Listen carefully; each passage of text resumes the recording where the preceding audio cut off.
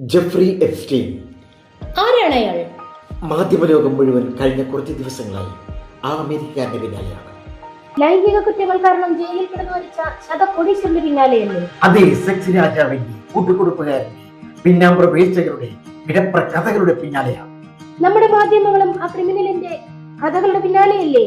എന്തൊരു സ്കൂപ്പാണ്! ഓരോ വാർത്തയ്ക്കും എന്തൊരു റീച്ചാണ്, എത്രയധികം വ്യൂവേഴ്സ് ആണ്. മോണിക്ക ലെവിൻസ്കി കുറെ നാൾ ലോക മാധ്യമങ്ങളും നമ്മളും കുറെ അതിന് പിന്നാലെയാണ്. ഒരു അമേരിക്കൻ പ്രസിഡന്റിനെ വരെ ഇടുക്കി. ഡയാന രാജകുമാരുടെ പിന്നാലെ പോയി അവരെയും കൊന്നു. ഡയാനയുടെ പിന്നാലെ എപ്പോഴും മാധ്യമ പ്രയുണ്ടായി.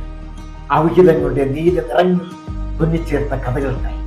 പരിശുദ്ധമായതിലല്ല, മറിച്ച് മലിനവും ദുർഗന്ധവും വമിക്കുന്നവയിലുമാണ് വീഴ്ചകൾ കൂടുന്നതെന്നറിയണേ. നമ്മളിങ്ങനെയാണ് പണ്ടും ഇന്നും പിന്നാമ്പറ കഥകളുടെയും തിരക്കഥകളുടെയും പിന്നാലെ ക്യാമറയും തൂക്കിയുള്ള നടപ്പാണ്.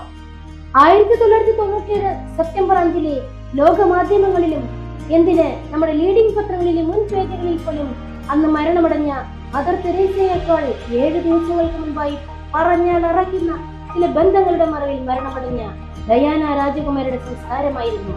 അത് അവരുടെ പ്രശസ്തിയല്ല, കൂട്ടുകാരനോടൊപ്പമുള്ള ചുറ്റിക്കറങ്ങലായിരുന്നു, മരണമായിരുന്നു. പത്രങ്ങളുടെ മുൻ പേജുകളിൽ പകുതിയും അന്ന് ആഘോഷമാക്കിയത് അവർ മാത്രമല്ല, നമ്മളും നമ്മുടെ മലയാള പത്രം.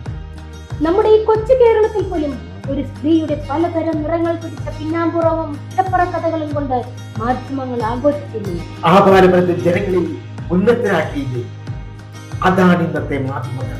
അറിയണം, നമ്മൾ അതുപോലെയുള്ള വാർത്തയാണ് ഇന്നും നമ്മുടെ സ്വീകരണമുള്ളത്. സർഗറേനിയസ് ജാക്കി 20-ാം നൂറ്റാണ്ട് സിനിമയിൽ പറഞ്ഞതുപോലെ അതെ, ഇവിടെയും അതുതന്നെയാണ്. ആസ്വാദകരുടെ ചോരയും തീരും മാത്രമല്ല, മറ്റു പലതും കൂടി വീഴ്ത്തുന്നതിനാണ് സെക്സ് റാക്കറ്റിന്റെയും പിഞ്ച് കുഞ്ഞുങ്ങളുടെ പോലും കുണിയുരിയുന്ന കോടീശ്വരന്മാരുടെയും ലൈംഗിക വീഴ്ചകളുടെയും സ്വവർഗ ഭോഗികളുടെയും നീല നിറങ്ങൾ വാരിവിതറിയ നാറി തുടങ്ങിയ കഥകളല്ലേ. സെക്സിന്റെ ലോകത്തെ കൊടും ക്രിമിനലായ ജെഫ്രി എപ്സ്റ്റീന്റെ കൊച്ചുകുട്ടികൾ മുതൽ വൃദ്ധരായവരെ പോലും ലൈംഗികമായി ദുരുപയോഗിച്ച പൊടിപ്പും തൊങ്ങലും പിടിപ്പിച്ച കഥകൾ.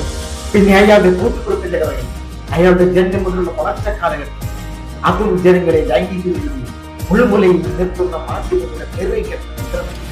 ലോകത്തെ മലിനപ്പെടുത്തുന്ന ഇന്ത്യയുടെ ദൈവദൂതന്മാരെയല്ല, തിന്മയുടെ വഴികാട്ടിയില്ലയാണ് എന്നത്തെയും ലോകത്തിന് ആവശ്യവും മാധ്യമങ്ങളുടെ ആവശ്യം.